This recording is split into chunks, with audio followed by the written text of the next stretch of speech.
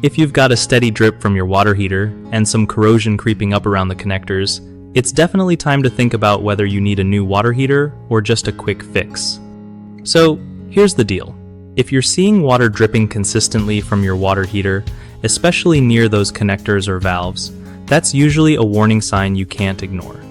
First off, check where exactly the leak is coming from, because if it's the pressure relief valve or the drain valve, sometimes tightening or replacing those parts can stop the leak. But if the corrosion is spreading around the connectors or tank itself, that's a bigger red flag because corrosion eats away at the metal and eventually causes cracks or holes.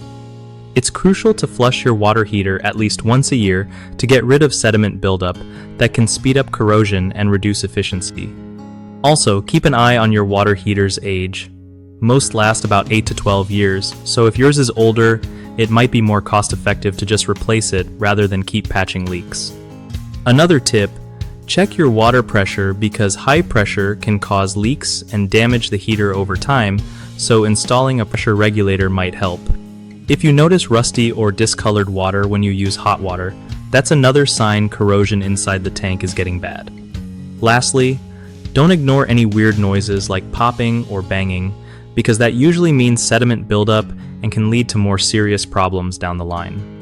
One of the biggest mistakes people make with water heaters is ignoring small leaks or corrosion, thinking it's no big deal, but that drip can quickly turn into a flood and wreck your floors or walls. Another common issue is not flushing the tank regularly, which lets sediment build up and actually shortens the life of your heater while making it less efficient. Lastly, many folks don't check the anode rod, the thing inside your heater that prevents rust from eating up the tank, and when that rod wears out, corrosion speeds up fast. The fix?